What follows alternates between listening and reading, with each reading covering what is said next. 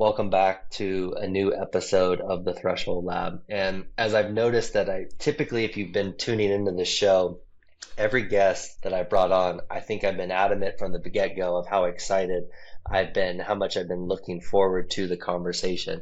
Now, today's guest is no different than that, but I also really want to emphasize how excited I am because Cody Royle, our guest today, is somebody who I've greatly admired his work for years now. I think we share a lot of areas of passion, especially as it relates to coaching and how to support and guide coaches. And so this was a conversation that I've had starred for a bit. He's somebody that I've had in mind for quite a while, and I'm excited because not only can he speak to principles and frameworks and systems that coaches can implement to become better versions of themselves and master their craft. And also, he has worked with a lot of coaches, head coaches at the elite level, and he is guiding coaches every single day to this day in this space. So I'm just really excited to bring all that full circle and to spend some time with you today, Cody. So I appreciate you taking some time out of your schedule to do so. Of course, Zach, it's great to see you again. We saw each other about this time last month and chatted for about an hour. And I think after that, I said, geez, I wish we had recorded that. So this is our opportunity. Exactly, exactly. I felt very similar. I remember leaving the conversation and I didn't want to be rude during it and take a bunch of notes. And after it ended, I was going through and adding a bunch of things in my phone. So I think some of those are going to be things that we double tap on in today's conversation. But um, Cody, where I think is a good place to start, I know I expressed this to you, is I first heard you speak about a lot of the work that you're now doing and something that you're really passionate about in coaches being performers too, and the importance of investing in the development and the craft of coaching. And I first heard that in 2019 at a leaders summit in Las Vegas. Now, at the time, however, you were still the head national team coach for the Aussie Rules football team and for Team Canada. So you were still in the midst of being a full-time coach in that regard as well. But where I'd actually like to start is where the seed maybe was planted for you, that it's important for coaches to view themselves as performers and to develop themselves as such. Yeah. Um, I mean, the real maybe catalyst or the thing that reinforced even that presentation happened shortly after that, in what would have been, I think, March the following year, so early 2020. One of our players took his own life. And so all the things that I had presented kind of came to the fore, is like, this figure that people are looking to for leadership and guidance around this life event, and trying to guide 50 young men through that whilst also trying to get through it. And, really kind of took its toll emotionally on me. And so I kind of knew I knew the technical elements of what I was talking about, in terms of I'd been to tournaments, I played 5 games in 13 days with a team in Australia and lived in the hotels and done all that. I knew the technical elements, but where it really kind of hit home for me was going through that situation. And then that's the event that kind of created the second book, which is The Tough Stuff, which is really what shot me into doing this as work. But I think even when I presented to you, I still had a lot to learn about what I was presenting. And it didn't happen too long after that. Something that I think is very common for people to get asked is, hey, if you could kind of go back in time and right, give advice to your younger self, or that version of you that was navigating that experience and being the leader of your team in 2020 during that time, it's very easy to point towards what advice you might give. Maybe on the flip side of that, are there any questions that you wish somebody had been asking you in that period to kind of now maybe you still might have got to the same path and the same destination, but are there questions that in retrospect you wish others had been asking you sooner in your coaching career?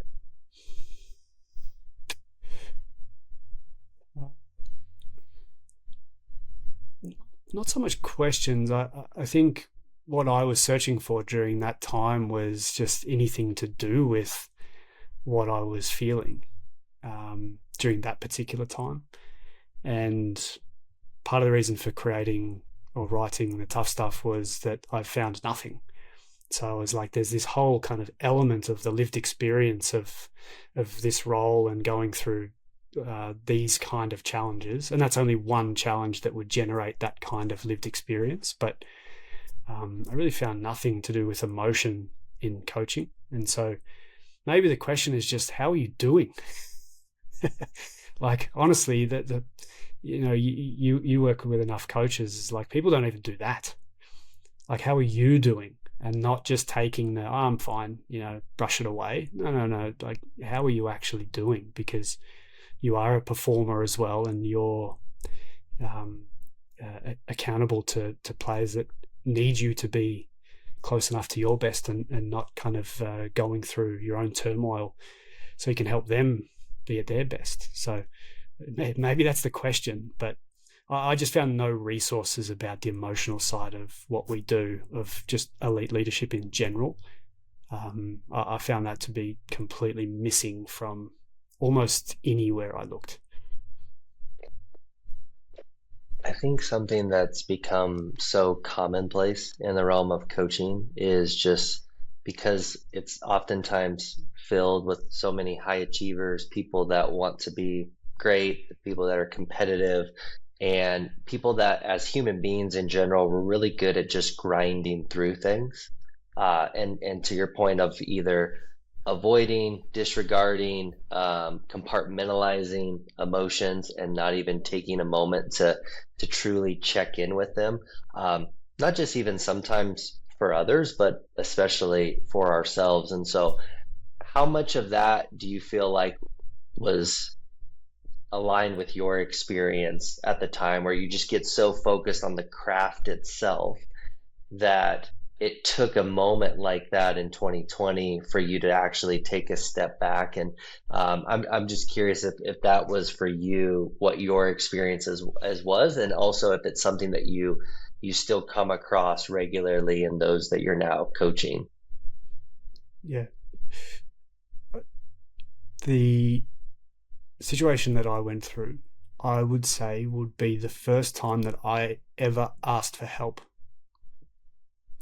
I can give you a specific example. I contacted 3 people specifically. I sought them out deliberately because I thought that they would be able to certainly empathize and understand like the dynamic of the role that I was in and the weight that that would carry with it, given what I was going through, but also just wouldn't kind of brush away and be like, "Oh, don't feel like that. Like, you don't need to carry that with you," because I didn't want that advice. But I would say probably almost in my life, that was the first time that I actually ever sought out help for something that I was going through, and deliberately contacted specific people that I thought could help me. But otherwise, I just I don't I didn't have the tools. I come from a country where, when we were growing up in Australia, you didn't ask for help. We're very much just to get on with it kind of culture, at least when I lived at home. I played a sport where there's 18 of us out on the field at the same time, Aussie rules football, and it's very much team oriented. It's very much you'll play through injuries, you'll play through, it's all about the team. And if they need you to go out there and get hit and sacrifice your own well-being for the team, is like you're actively willing to do it. And plus, I'm a man, and so we haven't been taught the skills to ask for help socially either. And so, like, all the reinforcement in my life up until that point was kind of had taught me not to ask for help. And that's what I mean. I think it's the first time in my life that I actually sorted out, other than going to my mum and my grandpa and things like that. But to go beyond my family dynamic and say, call someone and say, man, I need to talk to you. I need some help. That would have been, 2020. So I was, 36 years old or something. And I've never asked for help.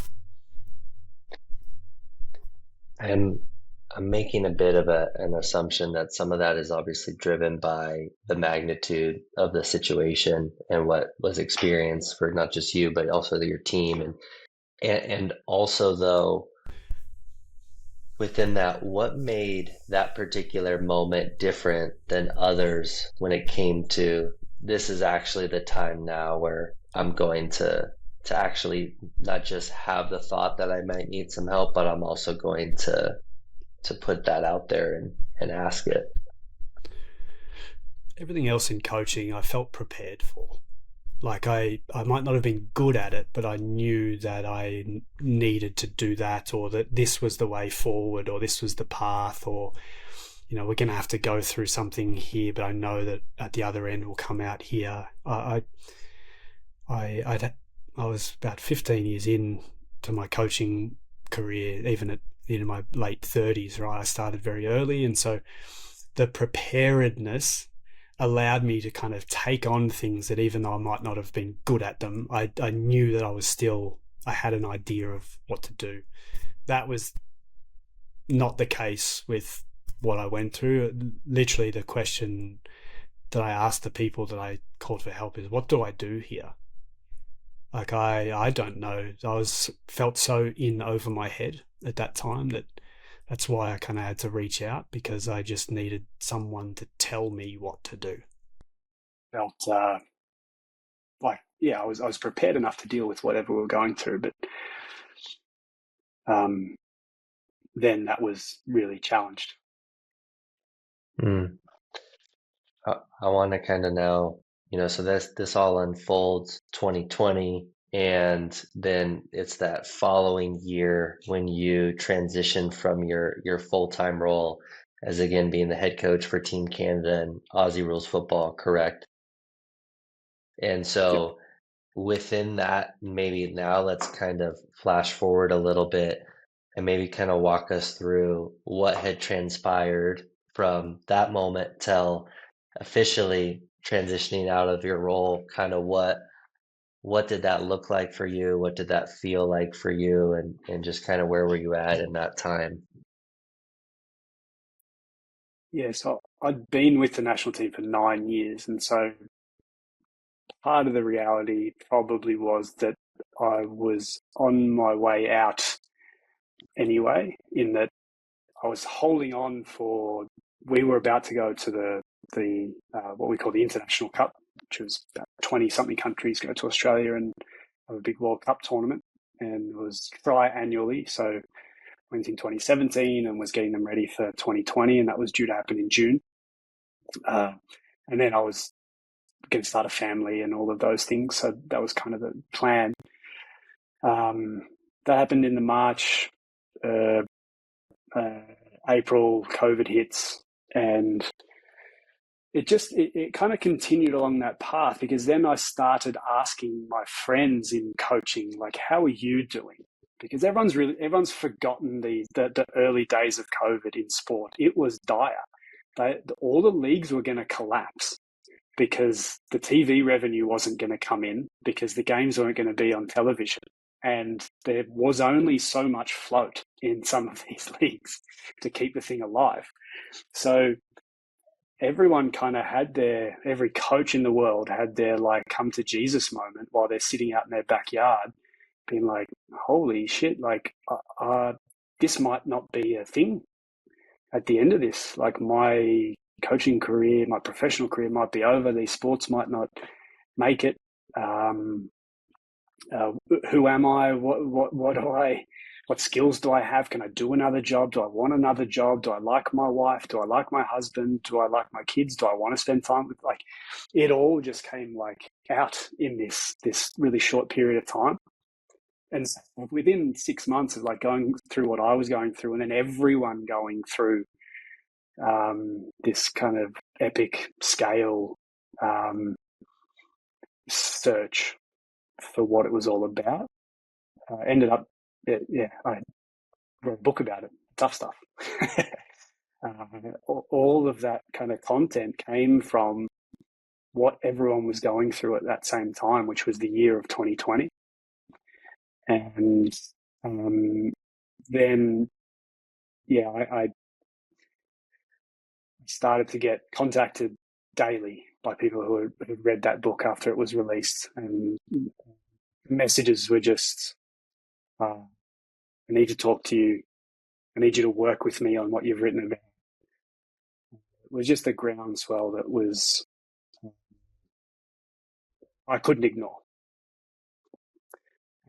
And so, I was fortunate enough that I was in a position to be able to kind of start to take some of that on and build it slowly, while I was still doing a little bit of coaching with the national team, but we couldn't get together anyway. So everything was on pause. And that then created what I'm doing now, 4 or 5 years later. But it came from everyone kind of going through this thing, me capturing that in a book, and then organic contact from coaches all over the world in different sports.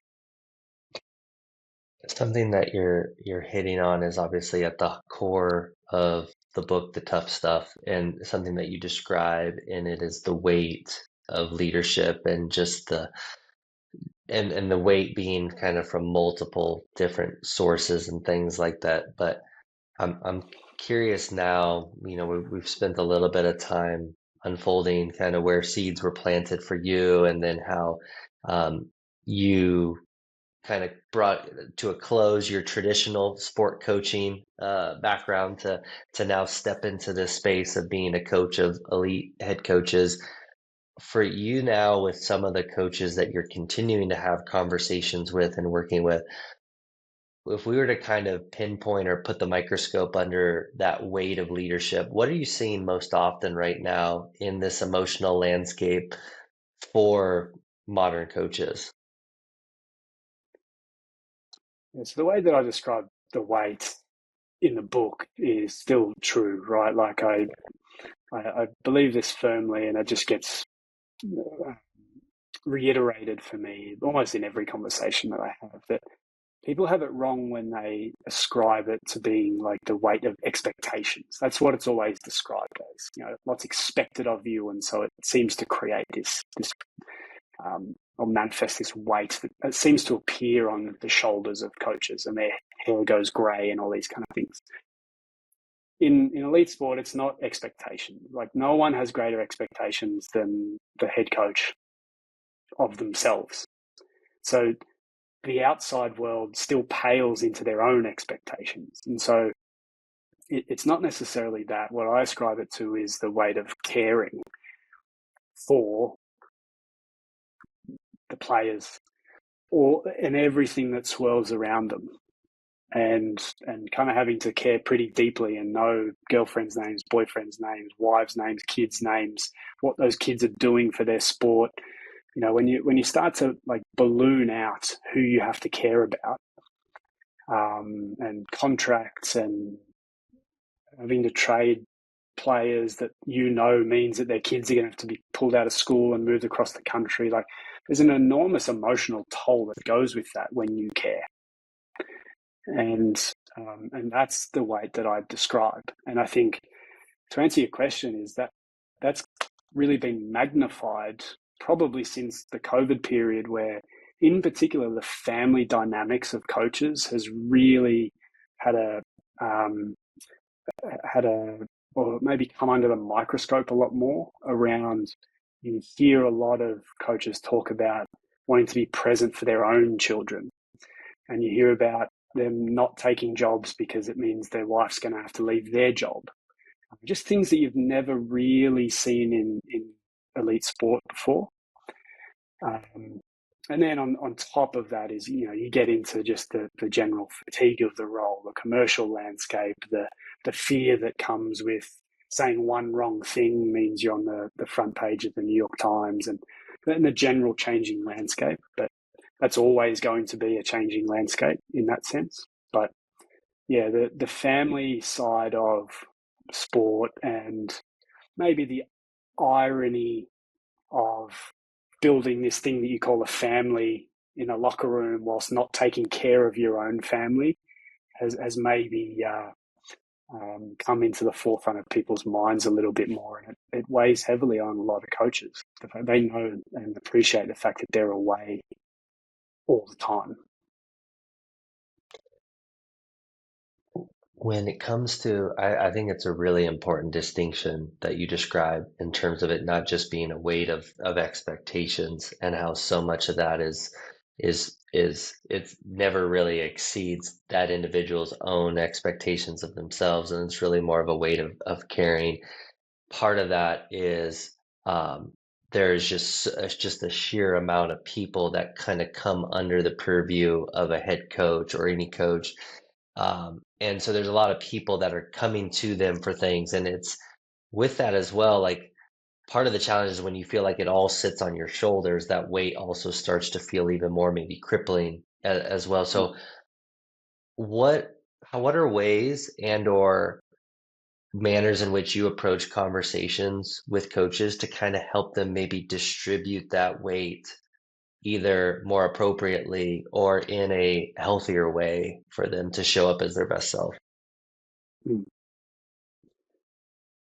Yeah, so my work being exclusive to head coaches is for a particular reason. One, I've always been fascinated by head coaching, and so I tend not to work with like assistant coaches and people that are still developing their craft. I'm interested in the one position, and so a lot of my conversations and maybe work and projects and things that I do with coaches is around that role and the obligations of that role. And a big part of that is, to your point around what's being delegated, why. Has that person been set up for success, or has it just been dumped on their desk? So it's going to come back and create more work for everyone and wait and more text messages at night. And right, there's like systems at play here that you can actually get into when you're just talking about the responsibilities of the role. It has nothing to do with the person, but just like how we're setting up the role that can really free up time, energy, space, weight from people. You start to see clarity come back. It seems less cloudy. You start to see confidence come back. You start to see them be able to identify for themselves opportunities to get another advantage over here, some more time back in this little space. Right, and so, but someone's got to help them lift that initial cloud. Rather than be one that contributes to the cloud getting grayer and darker and stormier, which is kind of most of the world that they live in. So a lot of my work revolves around their position and how do you best operate in this position. And part of that is like delegating responsibilities or being okay with delegating responsibilities or reframing being away from home, right? And this is a big one I've been on recently with coaches that are away. Is it is also valuable for your children to see you strive to do something very difficult. So to rob them of that opportunity is also detrimental to their development, right? If it's framed for them as mummy or daddy are away trying to be the best in the world at something, that's a different conversation to like mommy or daddy are away at the office, just kind of because they don't really want to come home, right? Like there's a different conversation for a kid to be able to absorb. Mummy or daddy are like trying to be in the top 0.01% of something in the world. And now they're watching differently. And so that's a bit of reframing that can also take take place that, again, maybe helps remove some of that strain on the leader in particular. I think it's important, and I love that reframe. I love the example because I think to your point, it's certainly not just about distributing it to other people and delegating things like that. It's also sometimes about how do we change our own relationship with our thoughts or what we're feeling, our emotions, or a circumstance or an opportunity, and so on, and how that can be freeing in its own way or lift some of that burden that we sometimes will tack on for different reasons. And so I love that distinction.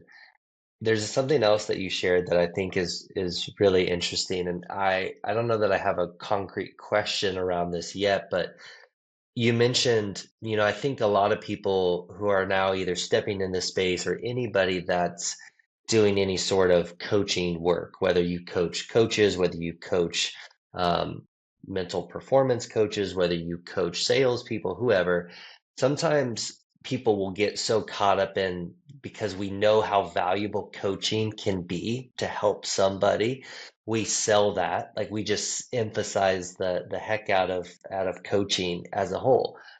Something that I think you said in there that I think is really important is also helping create a vision for people of the destination that you can help guide them towards.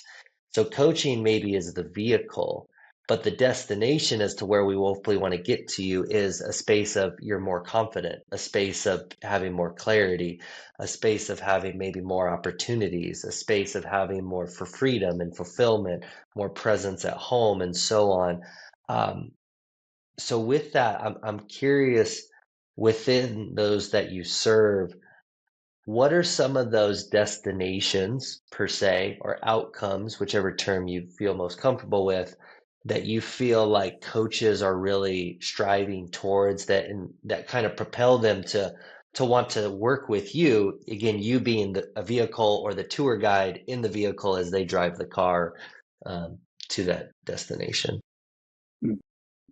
Well, you came up with a concrete question, and it's a great Yeah. one. Thanks for sticking with me because I get long-winded as I'm thinking through these things off the cuff. Well, So I appreciate, hopefully it made sense.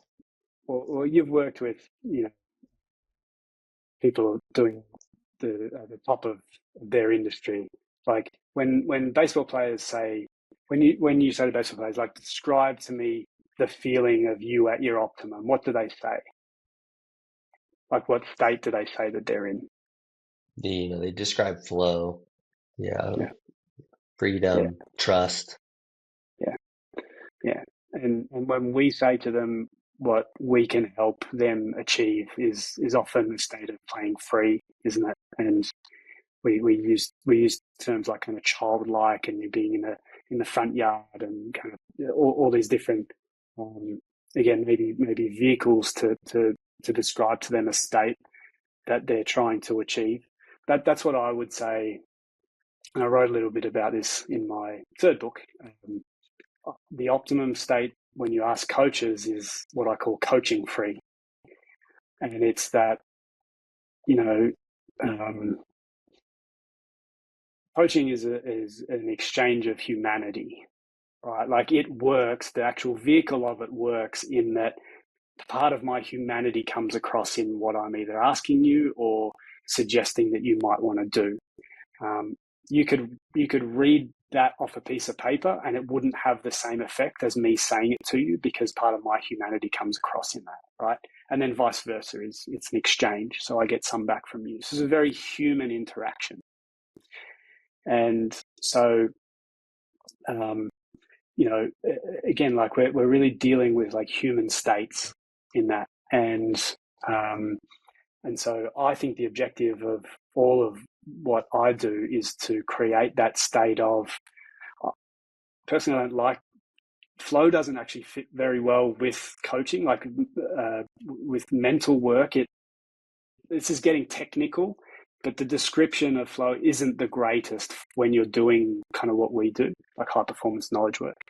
However, we can use that term as a catch-all. But when coaches are using all of their human skills, when they're when they're able to um, pay attention to something in particular and see that, you know, the offensive lineman isn't blocking with his full pinky finger, and that's the difference between a defensive lineman getting past him, or his foot's in the wrong spot, or his foot starts in the wrong spot. When they're like noticing and aware and conscious and like plugged into that, again, it's this human state, right? And then we ask them to like communicate that, and we know that communication feels better when you've got like a state of clarity and you feel free, and you describe it, and then, you know, decision making is the same, right? And so the reason I bring up like humanity is you start to see these coaches come to life with just like human skills, just things that really are being deployed against coaching, or coaching athletes, or describing the game to athletes, or teaching the game, or whatever you want to say. But we're really using like the core of who we are as people and the core of our like human abilities. That's what I see come to life when you really like free up a coach. And that's great because they need that for their athletes, because that's what they're giving to their athletes as well, is humanity. When you start working with a coach, whether it's questions that you pose directly or you invite them to reflect on in advance before they sit down with you, again, to help them get to this space of clarity around not only where they want to go, but also maybe what's keeping them from achieving those things.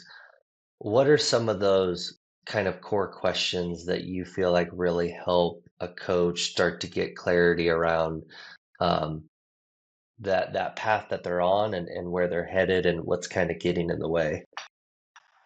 Mm. Yeah, I have the same three questions that I ask at the start. And um, again, I wrote a chapter in Second Set of Eyes about this. So anyone who's read that would have seen them. But I ask, what are you hoping to achieve? Who are you hoping to be while you achieve it? And what's in the way right now? And what's remarkable is it's very difficult for people to answer those three questions, for the head coach to answer those three questions. So, you know, they can come up with some answer, but often it's like kind of a bit of a surface level. And so it's not just asking them, it's really digging around in that. Like, is that a strong enough goal? Like, are you sure that's really the goal? You know, so we've got a goal orientation in amongst there. What are you hoping to achieve? An identity orientation. Who do you want to be while you achieve it? And then, again, a barrier orientation. And so when you dig around in those, I've found that you can start to really understand someone pretty quickly with three questions like that. And then also be able to chart a course very quickly forward. What's in the way right now? Well, how do we go and move that so that we can start to see some initial progress? You know, coaching is typically a slow process to see the real results, but it doesn't mean that you can't move something right away so that for them even, it feels like they're progressing and moving in the right direction rather than stagnant. So those are my three questions, and there might be better ones. But to kick off, I guess, me and my style and what I'm interested in and what the role requires, those tend to be the ones that I go after. There's a colleague who's doing some work that I know within this realm of coaching some different sport executives, and they talk about how they only will do at least 12-month kind of working relationships and things like that.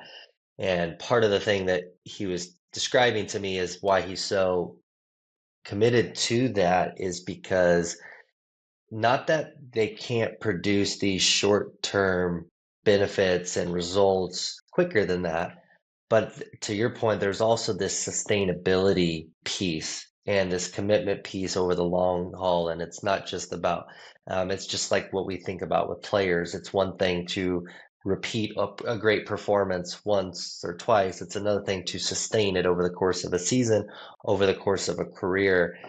So within all that, I appreciate that sentiment. So one of the things I could see potentially, and I don't know if this is your experience or not, how when it comes to more of the short term, wanting to like get results quickly, I'd imagine that a lot of that gets tied into the barriers.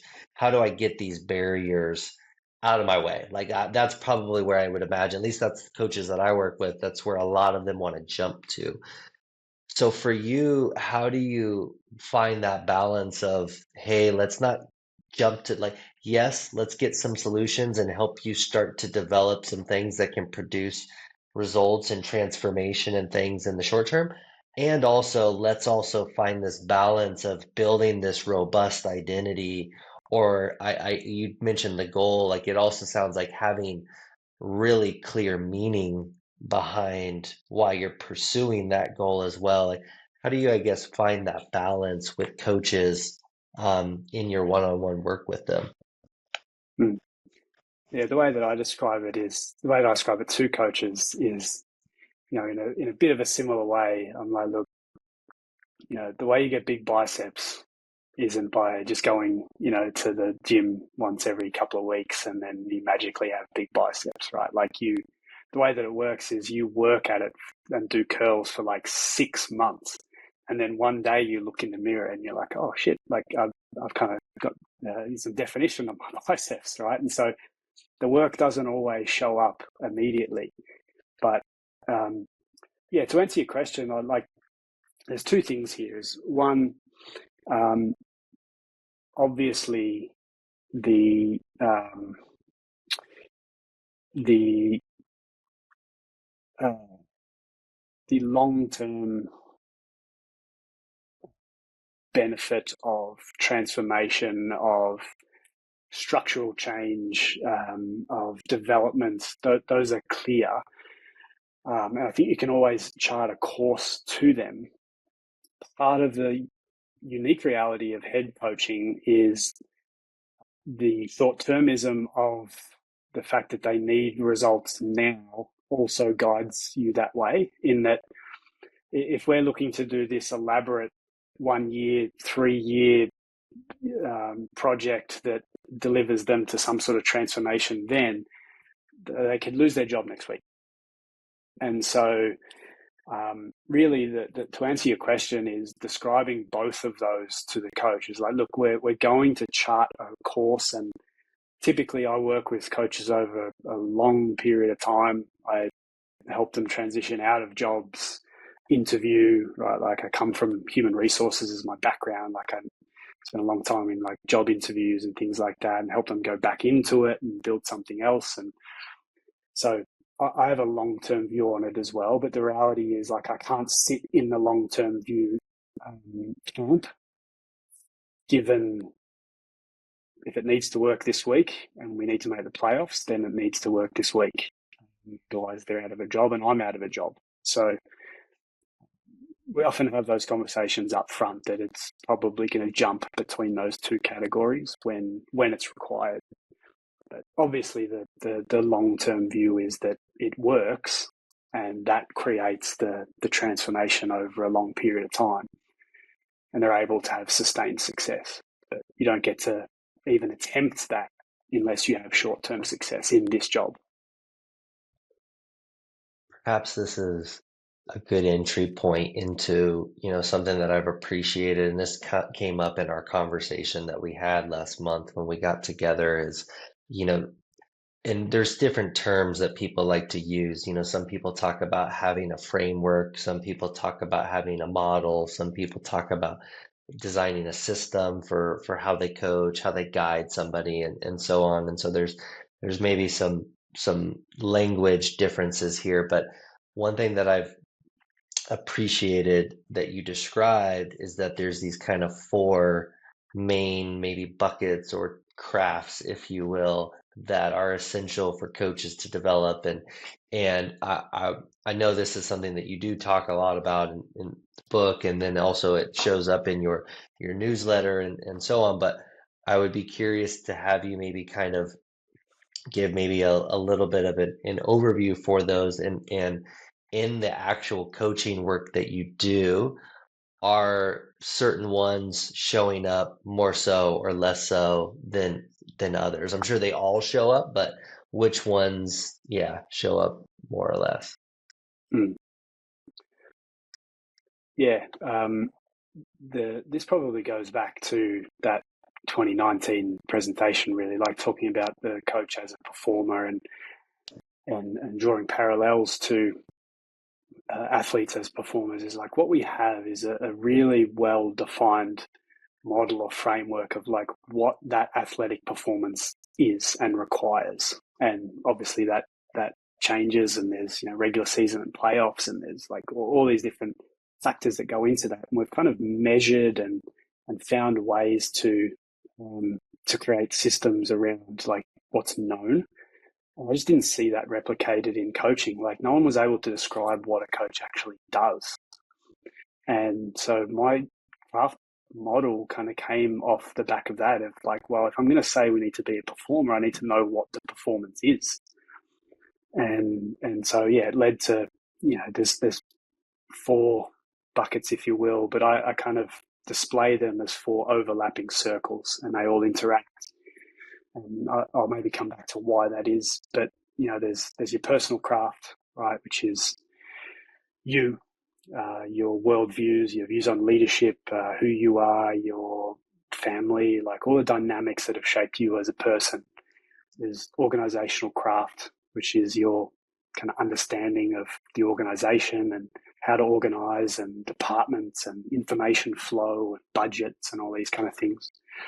Locker room craft, which is kind of your culture, right? The off-field stuff with the players, your meetings, your interventions, your planning of things with the team. And then there's game, which is, you know, how you're teaching the game, how you're coming up with a competitive idea about what it's going to take for this team to achieve their goals. And so personal, organizational, locker room, and game.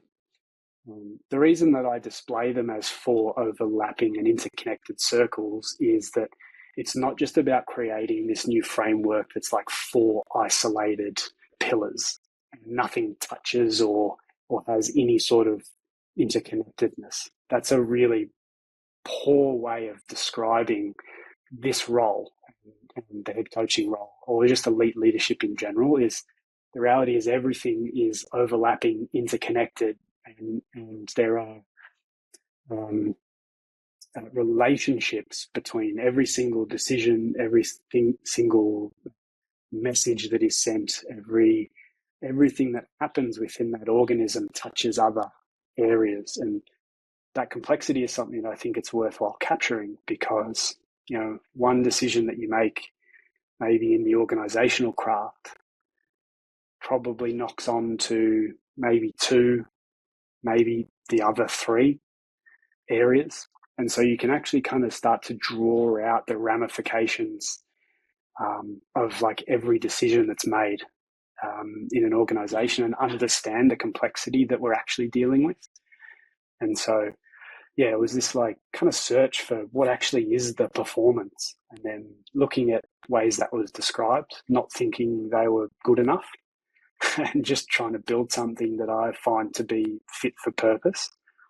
And it may only be fit for purpose in that when I'm working with a coach on a particular issue, I can kind of show it to them as a starting point and say, okay, this kind of sits here, right? It's a locker room area, but let's have a think through, like, does it knock on to the organizational elements? Does it knock on into the game? Is it going to impact how you play? Is it going to impact you personally? And so it might even just be a starting point. It's fine, but it gives us an entry point to really start to understand, the ramifications and the potential future things that we might run into. Because one of the one of the things with leadership is you kind of need to be able to tell the future.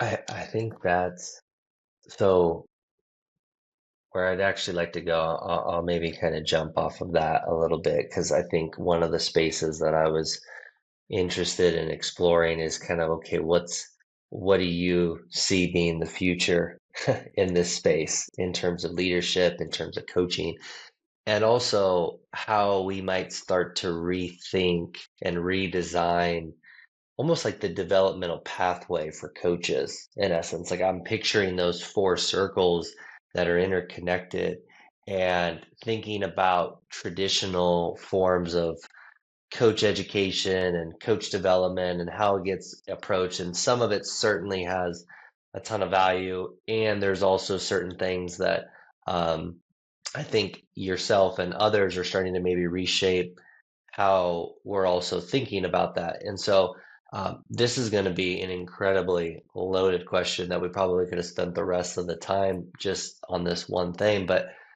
when you think about those four crafts and those circles and how they're all interconnected, when you start to think about redesigning maybe the development pathway for coaches, head coaches, how what would go into that for you? You know, what are things you would add? What are things that you think need to be removed, reshaped? That's such a loaded question. So if I need to get into more nuance there, I'm happy to. But I think it's so, I love the framework, I love the model, and I think it's just a really nice set, uh, it sets the stage not only for your individual work, but I'd imagine this could not only be beneficial for others getting coaching in the one-on-one space, but also those that are organizations that are trying to produce better coaching performance.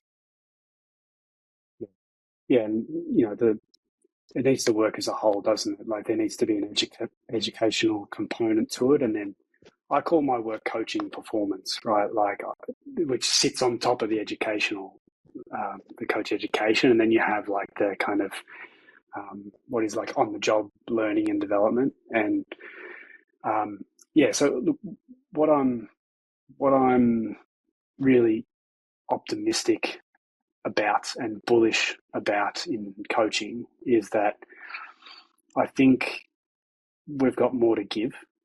Like, I think there's some really good work being done. I think there's some really solid coaching, but I think we're in about third gear. And where I think the remaining performance is actually within us, like as human beings. And I talk a lot about like humans and humanity and everything. And it's not because I'm kind of cosmic and trying to be a bit airy fairy, but I really do believe in human potential.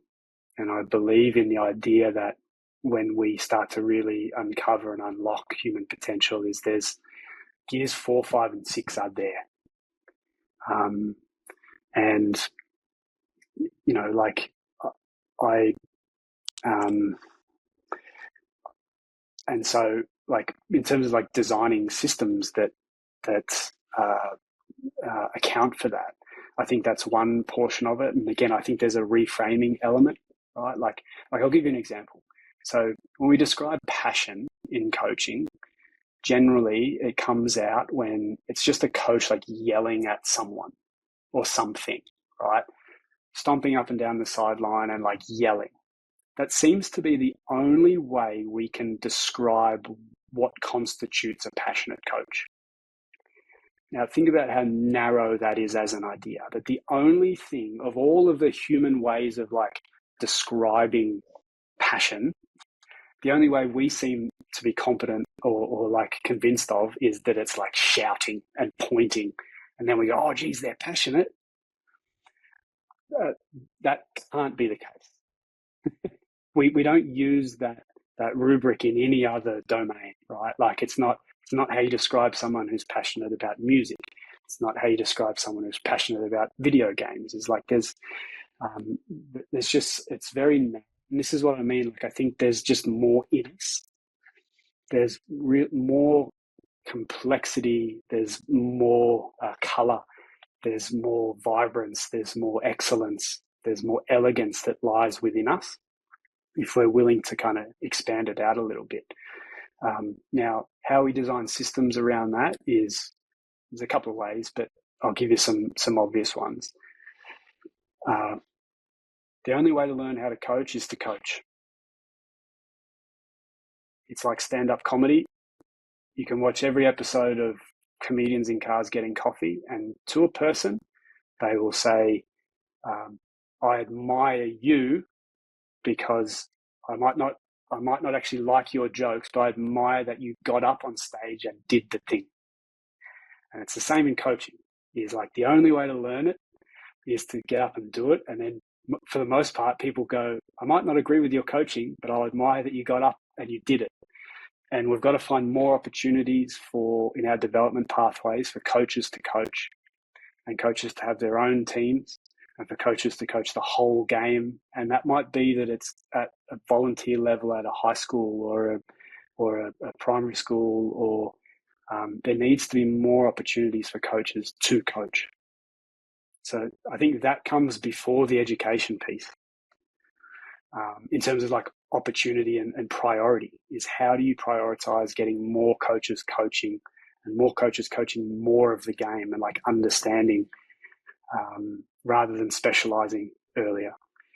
And then secondly is like within the education system, again, I would point to the personal craft and really helping coaches understand themselves and all of the different factors that layer into why they believe what they believe about the world, about humanity, about people, about teams, about performance, about potential, about different cultures. That's all valuable for them. And it is basically not touched on at all in any education. And then I'd say the other one that's missing still is the organizational craft. And most coaches to this day don't know that they're working for a real estate company, not a sports franchise. And that is a bit of a problem. And then also the thought that doing one mock interview with the general manager where you have to campaign for them to sign a player that you want is not adequate training. So there's some immediate ones there, but yeah, I think there's more in us. I think we need to put that into the education system. I think we need to train people like the organizational stuff because the organizations have become so big, and we need to get coaches coaching because you got to stand up on stage and deliver some jokes and find out if the audience laughs. I think this is something you speak about in Where Others Won't, that book, and it's something that I know has shown up in other forms of content and resources and things that you've created and shared is the importance of almost view it like cross-pollination, where you can draw lessons, parallels, and things from other domains. There's, I think, a lot to learn about becoming a quality coach or becoming a quality leader that you can pull from other industries. Um, and you mentioned too, even just having like your HR background and how that also can show up in different ways and certain things that you help guide coaches with. Are there certain domains and avenues that you enjoy kind of pointing coaches towards to learn from and to study from? And if there's any, maybe one or two examples that you feel like show up more often than not in your conversations with them? Yeah, I'm really fortunate in that for most of my life, I've kind of worked alongside my coaching, and I've worked in HR, I've worked in sales, I've worked in technology. So like a lot of my frameworks, and again, like my personal craft, a lot of my ideas around meetings and um, like the sales process of working with a player or a team and just understanding people comes from those backgrounds. So the business parallels are obvious, so I won't harp on those. Um, I I haven't traditionally liked this cross pollination, but it was Mark Shapiro put me on a kick of the military books. Last time we spoke, I said, "What are you reading?" And he said, "I've gotten off like autobiographies and things, and I'm onto a lot of the military books." So um, I think what you see in those is the contemporary ones, and it's not necessarily just kind of like Jocko and just like be extreme with it all. Is when you read like McChrystal and McRaven and these guys who are the real leaders of um, essentially the entire kind of war effort, is an exceptional amount of levels of thought and intent that are far beyond anything that anyone imagines about the military. And here's a couple of examples for you. Was I wrote in one of my books about this, but even the fact that like napping has been like written into the army guidebook, and like how to nap on the battlefield, the durations to nap, why you're napping, because it creates a clarity, a regeneration of like your empathy, your ability to have attentional capacity, like kind of that being written in kind of goes against the typical idea of like the soldier, right? Where it's just going to be out there for 72 hours and we're not going to sleep and we're going to trudge through quicksand and we're going to shoot the bad guys and we're going to get out of there. And they've moved away from that. I think it was like Lieutenant Barnes is quoted as saying, it's the combat is a thinking man's game. And so to think that we can think straight without sleeping well is silly. They're just not things that you traditionally hear about or conceptualize with the military. And there's another one that's in Team of Teams by Stanley McChrystal, where, and I send this to so many people, and he's talking about the BUDS training with the Navy SEALs. And if you don't know what BUDS training is, like you've probably heard of Hell Week. Hell Week comes from BUDS, like the training program that they put all the SEALs through. And he says it's not designed to create super soldiers, it's designed to create super teams. Now, no one conceptualizes it like that. No one even thinks of any of the special forces about like the whole system being designed around team development. They hear the stories on the podcasts of like I failed the first time, I got through, and it was me. You hear the me stories, and then here's the leader that comes out and says, actually, you get punished if you're ever seen without your buddy. You can't walk to the mess hall without your buddy. The punishments that you do, like the sit-ups in the waves, even they are easier when you have a teammate with you. The whole thing, including the punishments, are designed around teams. And so again, like maybe once I got over my initial hurdle of sport isn't war and all this kind of stuff, to see the intent behind what particularly the US military have built, the resources they put behind it, the thinking that they put behind it, the neuroscience that they're putting into like skill development. There's a lot there that I think we could learn from, because they're the cutting edge of it. And they've actually, I think, surpassed. I think sport used to be that, and I think the military have probably surpassed us in that. Since they made their changes to how they were approaching combat. A thread that I think really stands out in that example that you bring is the word maybe intentional, right? The intentionality behind in so many facets. Like I think the military is a great example of the intentionality of a system when it comes to selection, when it comes to development, when it comes to team, like building teams and how do they, the makeup, like the composition of teams and so on down the line. Like I think that word intentional comes up so much. And I think it's also something that I think I really appreciated about your work was how as a coach, as a leader, in essence, you can start to understand that when you shine the mirror on yourself and the importance of you yourself being intentional in your own craft, in your own development, in your own growth, in your own performance. So I think that's it's cool to kind of hear those examples because I think the military does get referenced a lot, and those are maybe examples that people always catch or notice first. Yeah, I've got another personal one as well. I met one of the Green Berets who was one of the first to parachute into Afghanistan, and I said, what was that like? And he said, we'd done a lot of preparation uh, to do that. And I said, what did that look like? And he said, we knew, we didn't really know what we were getting ourselves into, but we knew small details like the coarseness of the sand. I was like, well, why is that relevant? He said, because it impacts the socks and the goggles that we have.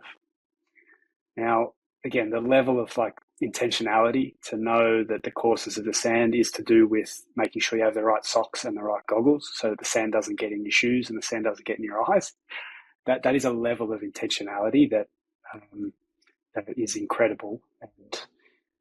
And again, I think it's not about this, and this is checking my own thinking. It really isn't about this like sport isn't war thing. It's about how do you create intentional systems to do things like that, or do like completely batshit crazy things like to fly two Black Hawk helicopters into a compound in Pakistan and shoot someone and get everyone out, in darkness and like just off the charts difficult, but still being able to go, yeah, but if we're really intentional about it, we can plan for it and achieve it. I think those are worthwhile lessons for all of us, whether in sport or within the organizations that we're working in, that we can actually strip out those lessons. We're kind of coming down to the end. I feel like this hour, at least for me, has gone quickly in a lot of ways. And what I'd like to kind of do is end with just a couple of questions because I know when I think about your books and the work that you share, both on social platforms through your newsletter and so on, the word like depth comes up a lot for me. Like I think there's a lot of like depth and like it's not from it's like almost like it balances depth with simplicity, which I think is a form of brilliance. So I'm gonna give you your flowers here for a brief moment, but those are the things that came up when I was reading through your books and I come across your ideas and things like that. So I say all that from the standpoint of like there was so much we could obviously have covered in this conversation, on any of your books, any themes. And yet I also know that maybe in this given moment there might be certain things that are more top of mind for you that you're seeing, that you're experiencing, that you're excited about. So I kind of want to just use one more maybe open-ended question here to, knowing that there's a large number of coaches that tune into this show and are engaged in these conversations with guests like yourself. If you had in essence that we can call it the billboard question, hey, if you could share one thing with that particular audience, like what's maybe most top of mind for you right now in your work that you think it would be helpful for coaches out there to hear and or be reminded of? Yeah, it might actually be a bit of a culmination of the whole conversation that we've had around asking for help and maybe some kind of like misconceptions and and pairing it with like what I do and some of the work that you do. Like I think if you're sitting here wondering like why coaches would have a coach, or you're intrigued but you're not quite sure, or you maybe fall into the category of like thinking that coaching is kind of for people that are underperforming, or it's only for young developing coaches, I'd say you might want to rethink that. Like I think the biggest misconceptions I've seen on my journey over the last 5 years of doing this is that we tend to think that being coached is only for people that are inexperienced or underperforming or unsuccessful. And what I point to is, I can rattle off some names for you, some coaches that you might have heard of. Pep Guardiola, just a pretty like kind of unsuccessful like Spanish coach in soccer. Hasn't really done much. Emma Hayes hasn't really done much in her lifetime either. Closer to home, it's like Sean McVeigh. Hasn't really done much in his short time. Sandy Brondello hasn't really done only a couple of WNBA titles to her name as a head coach.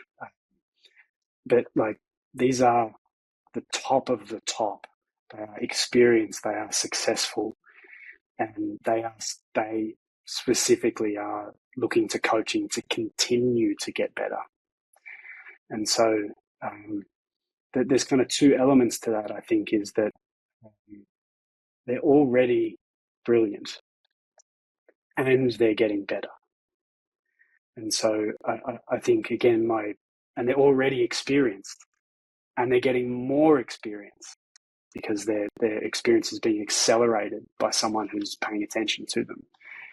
And so, yeah, I think if you're on the fence, the first people have already gone through the wall, and I think that's very compelling if I were to just look at it as an outsider. And so, again, I think it's starting to emerge more as a bit of a mainstream practice.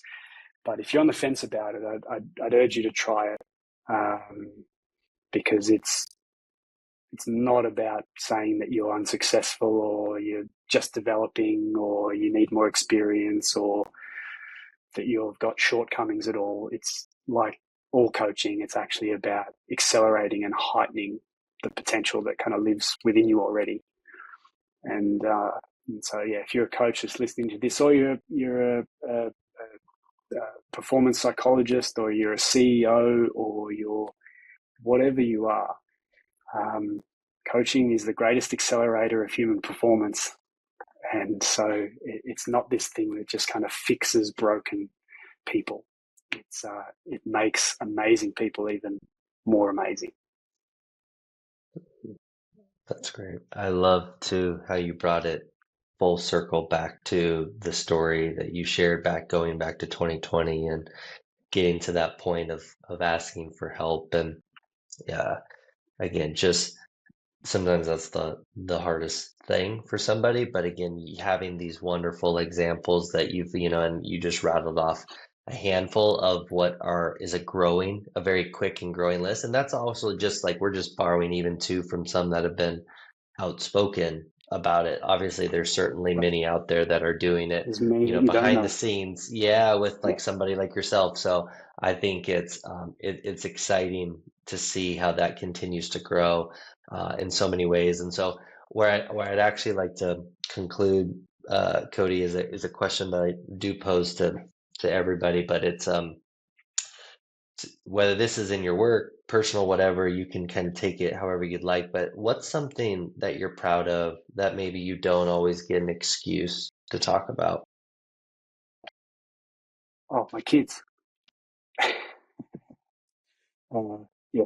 No, I've got two little boys. I've got a almost 4-year-old and an almost 1-year-old. And uh, talk about my own personal development and understanding of the world and understanding of human beings and understanding of skill development and understanding of coaching is it's all been completely revamped by those two little boys. And so, yeah, they are my greatest teachers, maybe mentors, even in a weird way. But yeah, best thing that's ever happened to me. And yeah, I don't talk about them enough, but yeah, if you've got kids, I'm sure you'll know, like it's the greatest coach development you could ever wish for. Um, and so, yeah, they've made me come to life since we had our first, and now I've got a second, and so